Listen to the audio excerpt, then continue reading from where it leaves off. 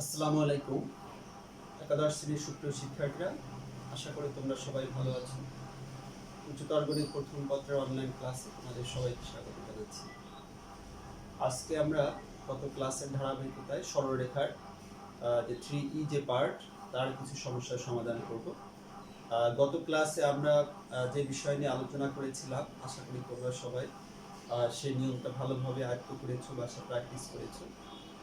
সেই আলোচনার আলোকেই ও তার ধারাবাহিকতা আজকে আমরা কয়েকটি সমস্যার সমাধান করবো। প্রথমে আমি একটা প্রবলেম লিখেছি, দেখো 5x + 4y - 20 = 0 এই সরলরেখার অক্ষদ্বয়ের মধ্যবর্তী খণ্ডিত অংশকে সমান 3 ভাগে বিভক্ত করে এমন বিন্দুদ্বয়ের সাথে মূল বিন্দুর সংযোজক রেখার সমীকরণ নির্ণয় করো। অর্থাৎ এই যে সরলরেখাটি, এই সরলরেখাটির অক্ষদ্বয়ের মধ্যবর্তী যে খণ্ডিত অংশ, সেই খণ্ডিত অংশকে সমান 3 ভাগে বিভক্ত করে এমন বিন্দুদ্বয়ের সাথে মূল বিন্দুর সংযোগ রেখার সমীকরণ নির্ণয় করতে হবে। আমি এই সমস্যাটিকে একটু চিত্রের মাধ্যমে দেখব। সমীকরণটা কি দেখো,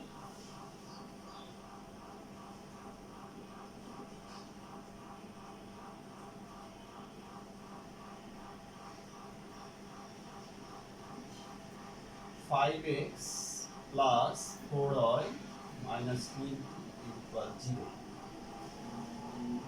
আমি এই সমীকরণটিকে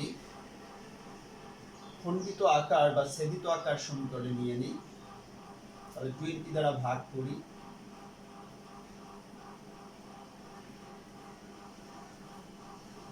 আর এই রেখাটি x অক্ষকে কোন বিন্দুতে ছেদ করে? 40 বিন্দুতে ছেদ করে, তাই না? y অক্ষকে কোন বিন্দুতে ছেদ করে? 05 বিন্দুতে ছেদ করে। তাহলে আমরা একটু দেখে নিই।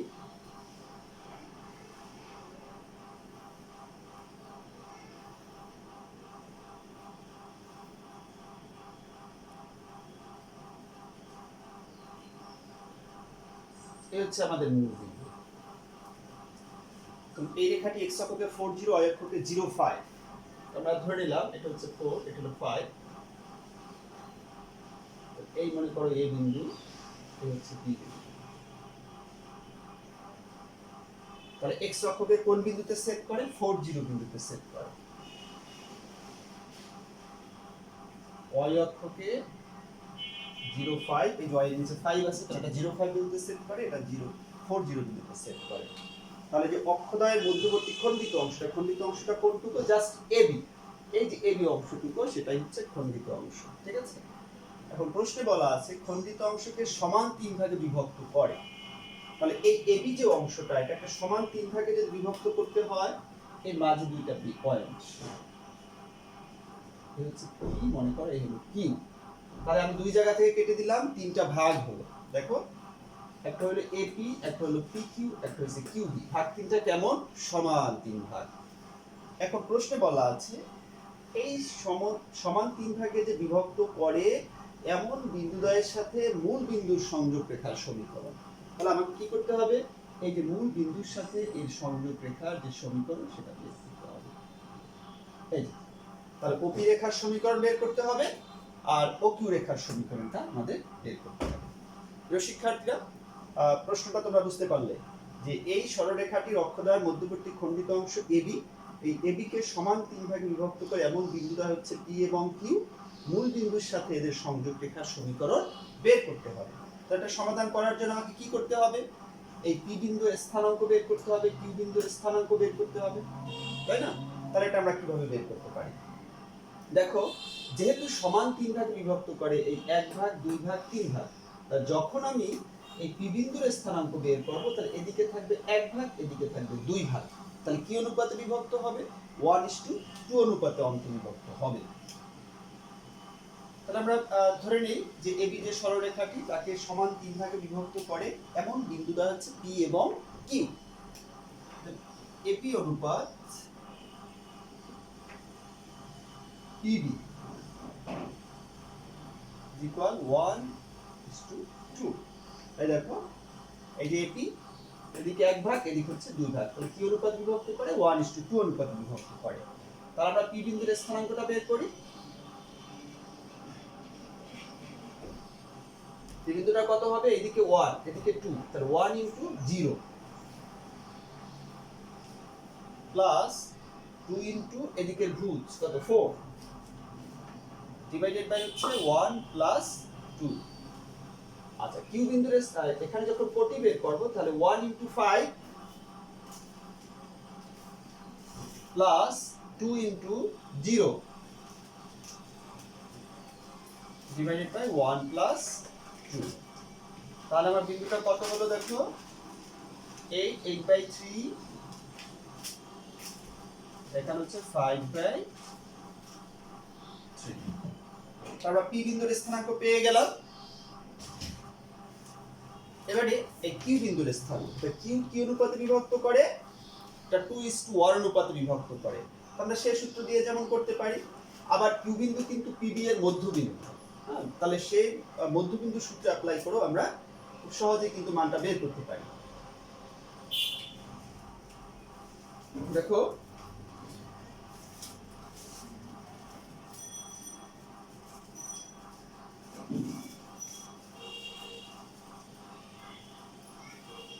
কিউ পিবি এর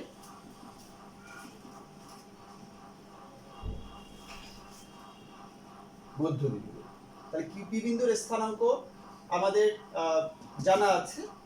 এই যে পি বিন্দু পেয়ে গেলাম। এবার কি হচ্ছে পিবি এর মধ্যবিন্দু, অর্থাৎ মধ্যবিন্দু সূত্র অ্যাপ্লাই করে আমরা কিউ বিন্দুর স্থানাঙ্ক খুব সহজে বের করতে পারি। এটা কত 8/3 5/3, তাই না? তাহলে 0 plus 8/3 divided by 2, 5 plus 5/3 divided by 2। তাহলে আমার কত আসছে দেখো 8/6, এখানে 20/6। তার মানে বিন্দুটা আমার আসছে 4/3 10/3। তাহলে বিন্দু দুটোর স্থানাঙ্ক আমরা কত কত পেলাম বলো? একটা হচ্ছে 8/3 5/3, আর একটা হলো 4/3, আর একটা হলো 10/3। তাহলে পি বিন্দুর স্থানাঙ্ক 8/3 5/3 আর কিউ বিন্দুর স্থানাঙ্ক 4/3 10/3। আমরা কিন্তু এই বিন্দু দুটো পেয়ে গেলাম। আমি এখানে বিন্দুটা একটু লিখে রাখি। কি হচ্ছে 8/3 5/3 আর কিউ বিন্দুর স্থানাঙ্ক হচ্ছে 4/3 10/3। এখন আমাকে কি করতে হবে? এই ওপি রেখার সমীকরণ বের করতে হবে, ওকিউ রেখার সমীকরণ বের করতে হবে। এইটা হচ্ছে আমার মূল বিন্দু। এই বিন্দুর স্থানাঙ্ক কত আমরা জানি, সেটা 0 0।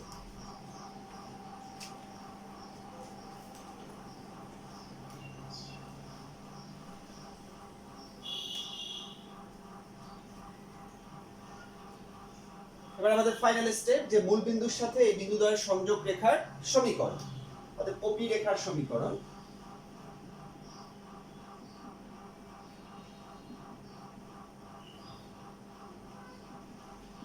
দেখো এখানে বিন্দু কত 0 0, এখানে কত 8/3 5/3। তাহলে আমাদের সূত্র কি x - x1 divided by x1 - x2 equal to y - y1 by y1 - y2। সেই সূত্র যেমন অ্যাপ্লাই করতে পারি।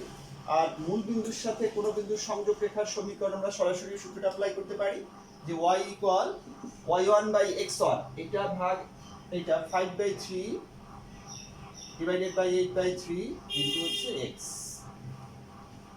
তাহলে আমার এটা কত আসবে 5/8x। তাহলে 8y is equal 5x বা 5x minus 8y is equal 0। এটা হচ্ছে ওপি রেখার সমীকরণ। তাহলে ওপি রেখার সমীকরণটা আমরা কত পেলাম? 5x minus 8y equal 0। এবারে ওকিউ রেখার সমীকরণ,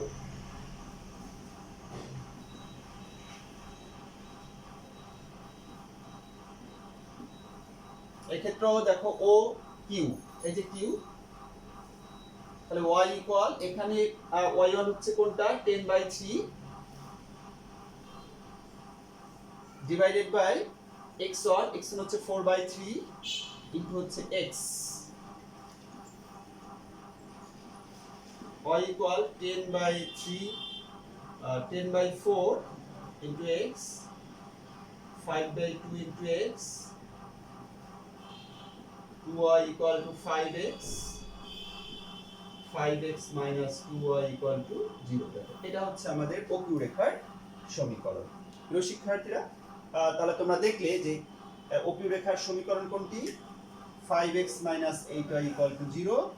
ওকিউ রেখার সমীকরণ কোনটি? 5x minus 2y equal to 0। তাহলে আমাদের প্রশ্নটা কি ছিল? যে এই রেখাটি অক্ষদ্বয়ের মধ্যবর্তী যে খণ্ডিত অংশ AB একে সমান 3 ভাগে বিভক্ত করে এমন বিন্দুদ্বয়ের সাথে মূল বিন্দুর সংযোগ রেখা। আমরা দেখলাম যে সমান 3 ভাগে বিভক্ত করে এমন বিন্দুদ্বয় হচ্ছে PQ। এই PQ এর স্থানাঙ্ক বের করব, তারপর মূল বিন্দুর সাথে এদের সংযোগ রেখার সমীকরণটি বের করে দেব। ঠিক আছে প্রিয় শিক্ষার্থীরা, এই যে তো প্রশ্নগুলো কিন্তু তোমাদের 4 মার্কের যে প্রশ্ন খ নাম্বারে অথবা গ নাম্বারে এসে থাকে। এখানে দেখো তুমি প্রথমে কি করবে? খণ্ডিত আকার ইকুয়েশনটি বের করবে। হ্যাঁ, এটা থেকে খণ্ডিত আকার ইকুয়েশনে চলে যাবে, সেখান থেকে x অক্ষ y অক্ষের ছেদ বিন্দু বের করবে, এই বিন্দুর স্থানাঙ্কটা বের করবে, তারপরে সমান 3 ভাগে বিভক্ত করে এমন বিন্দুদ্বয় আইডেন্টিফাই করবে, তাদের স্থানাঙ্ক বের করবে, তাদের সাথে মূল বিন্দুর সংযোগ রেখার সমীকরণটা বের করে দিবে। প্রিয় শিক্ষার্থীরা, আশা করি তোমরা সবাই বুঝতে পেরেছো যে এই প্রশ্নগুলো কিন্তু তোমাদের কিসের জন্য, এক্সামের জন্য অনেক ইম্পর্টেন্ট, কারণ এগুলো থেকে ক্রিয়েটিভ 4 মার্কের প্রশ্ন হয়ে থাকে। তোমরা ভালোভাবে এই নিয়মের ম্যাথগুলো আয়ত্ত করে ফেলবে। এবারে আমরা আরেকটি ভিন্ন নিয়মের ম্যাথ দেখব। একটু দেখো প্রিয় শিক্ষার্থীরা, এই নিয়মটাও কিন্তু তোমাদের জন্য অনেক ইম্পর্টেন্ট।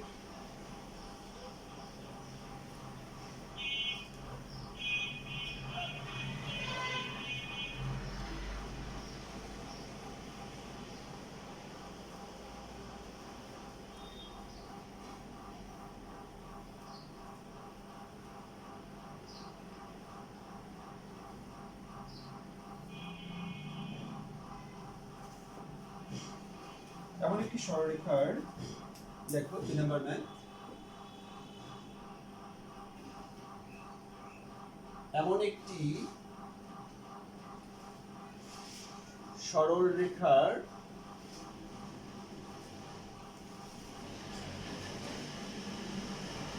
সমীকরণ নির্ণয় করো যা অক্ষদ্বয়ের সাথে 8 বর্গ একক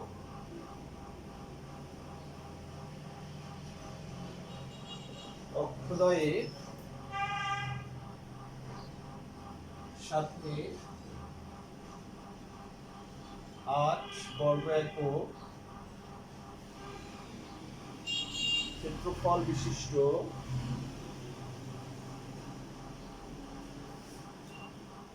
ত্রিভুজ উৎপন্ন করে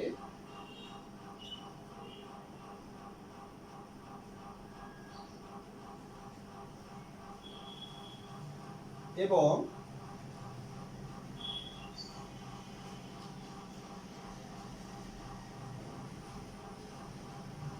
মূল বিন্দু হতে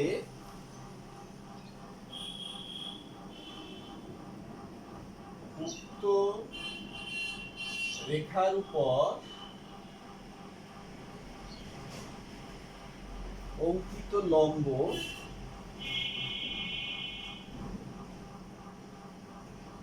x অক্ষের ধনাত্মক দিকের সাথে 45 ডিগ্রি কোণ উৎপন্ন করে।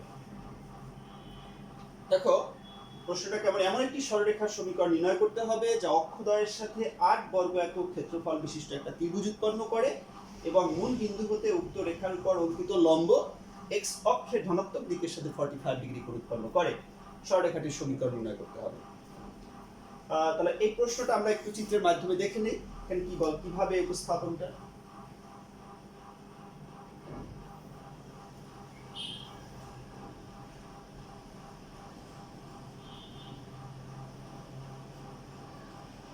এই আমাদের অক্ষদ্বয় আমরা অঙ্কন করলাম।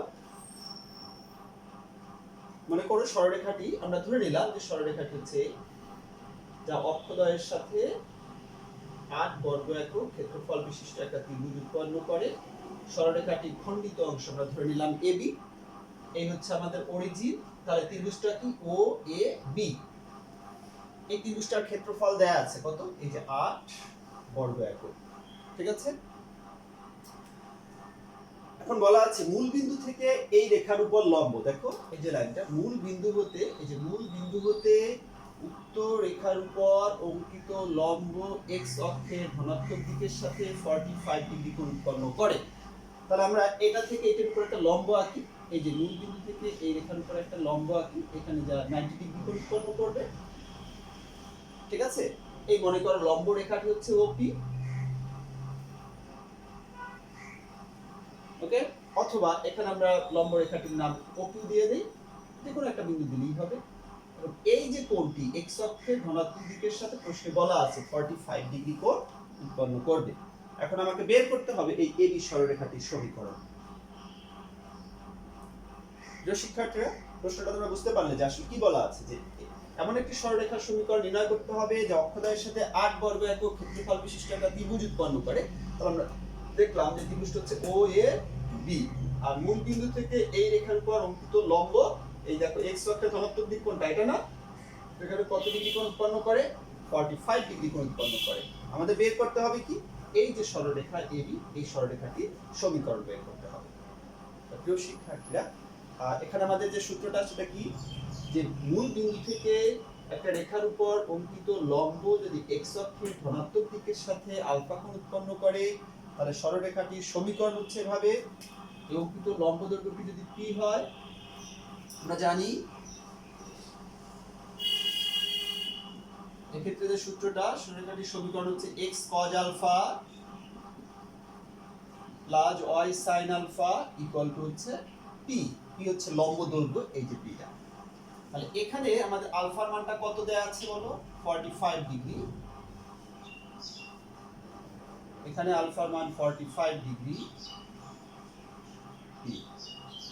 মান বসে আমরা x cos 45 1/√2 sin 45 1/√2 p। তাহলে x/√2 y/√2 equal p। Complete আকার ইকুয়েশন রাইট সাইড 1 p দ্বারা ভাগ করে দেই, p√2 y/p√2 ইজ ইকুয়াল হচ্ছে 1। শিক্ষার্থীরা তোমরা খেয়াল করো, এটা ইকুয়েশনটা তাহলে খণ্ডিত আকার ইকুয়েশনে চলে গেল, x/a + y/b ইজ ইকুয়াল 1। তাহলে এই রেখাটি x অক্ষকে কোন বিন্দুতে সেট করে? p√2, 0, y অক্ষকে 0, p√2। তাহলে x অক্ষের খণ্ডিত অংশের দৈর্ঘ্য কত? p√2, y অক্ষের খণ্ডিত অংশের দৈর্ঘ্য কত? p√2। তার মানে এই OA এটা কত হবে বলো? p√2। OB কত? এটাও হচ্ছে p√2। এবারে দেখো এই OAB ত্রিভুজের ক্ষেত্রফলটা কত? ত্রিভুজ ক্ষেত্র OAB equal half into OA into OB, তাই না? Half into OA into OB। তাহলে এখানে OA এর মান কত? p√2। OB এর মান কত? p√2। তাহলে এইখানে কত আসছে আমার? হাফ, p আর t গুণ করো p স্কয়ার, √2 হয়, √2 স্কয়ার মানে 2, 2 আর 2 কাটা যায়, তার মানে এখানে কত আসে? p square. তাহলে ত্রিভুজ ক্ষেত্র OAB এর কত? p square. কিন্তু প্রশ্নে বলা আছে যে ত্রিভুজ ক্ষেত্রের ক্ষেত্রফল কত? 8। তাহলে শর্ত মতে p স্কয়ার সমান কত? 8। তাহলে p ইকুয়াল কত হবে? Plus minus 2√2। কিন্তু p এর মান তো অলওয়েজ, এটা লম্ব দৈর্ঘ্য পজিটিভ, অতএব p এর মান শুধু কি হবে? ধনাত্মক, মাইনাসটা গ্রহণযোগ্য নয়। p equal to 2√2। এখন p এর মানটা জাস্ট আমরা যদি একটা ইকুয়েশন দিয়ে রাখি, এক নাম্বার, এই এক নাম্বার ইকুয়েশনে p এর মানটা বসিয়ে দেই। দেখো তাহলে কি হয়?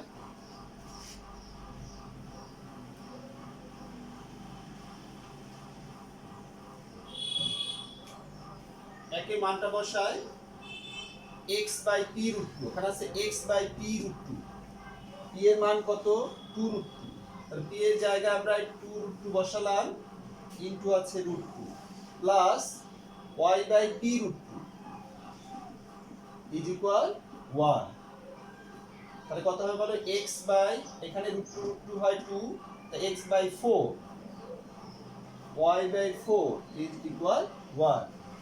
তাহলে x plus y is equal 4।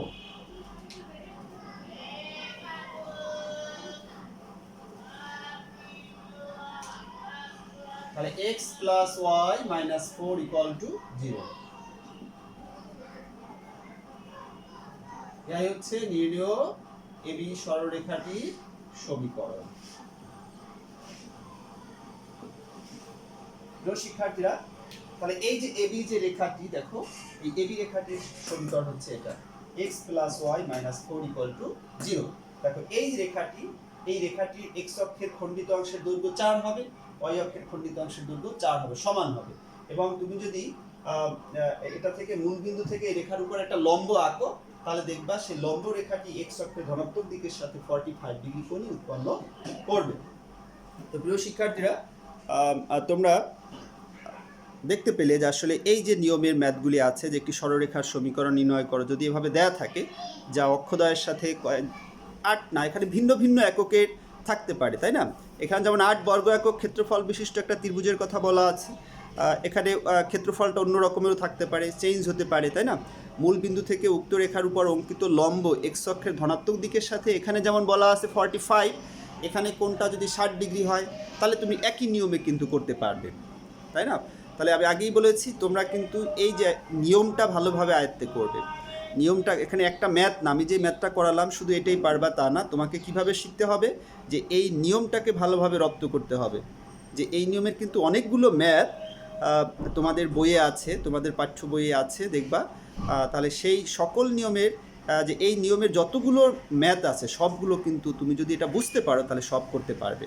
তাহলে এখানে কি কি চেঞ্জ হতে পারে, যে নিয়মটা একই থাকবে, ক্ষেত্রফলটা চেঞ্জ হতে পারে, 8-এর জায়গায় 10 হতে পারে, 12 হতে পারে, অন্য যে কোনোটা থাকতে পারে। আবার মূলবিন্দু থেকে উক্ত রেখার উপর যে অঙ্কিত লম্ব, সেই লম্বটা x অক্ষের সাথে 30 ডিগ্রি কোণ উৎপন্ন করতে পারে, 60 ডিগ্রি কোণ উৎপন্ন করতে পারে, হ্যাঁ, এভাবে চেঞ্জ হতে পারে, কিন্তু মূল নিয়মটা কিন্তু একই। তুমি যদি এই নিয়মটা ভালোভাবে বুঝে থাকো তাহলে কিন্তু তোমার বইয়ে যে ম্যাথগুলো আছে সব ম্যাথগুলো কিন্তু করে ফেলতে পারবে ইনশাল্লাহ। তাহলে প্রিয় শিক্ষার্থীরা, আমরা কিন্তু 3E যে পার্ট, সেই পার্টের অনেকগুলো নিয়মই করে ফেললাম। আগামী ক্লাসে আমরা এই বাকি যে নিয়মগুলো আছে, হ্যাঁ, সেই নিয়মগুলো সম্পর্কে আলোচনা করব। তোমরা সবাই ক্লাসে অংশ নিবা। তোমাদের কাজ হচ্ছে যে যে নিয়মগুলো ভালোভাবে আলোচনা করা হয় সেই নিয়মগুলো বাসায় সবগুলো করে ফেলবে, তাহলেই কিন্তু তোমরা আর পিছিয়ে পড়বে না। আশা করি তোমরা সবাই নিয়মিত ক্লাসগুলো করছো এবং সেই অনুযায়ী বাসায় প্র্যাকটিস করছো। আগামী দিনে আমরা এই পার্টটা কমপ্লিট করব, কেউ ক্লাস মিস করবে না আশা করি। তো সবাই ভালো থাকো, সুস্থ থাকো। আজকের ক্লাস এখানেই রাখছি। আল্লাহ হাফেজ।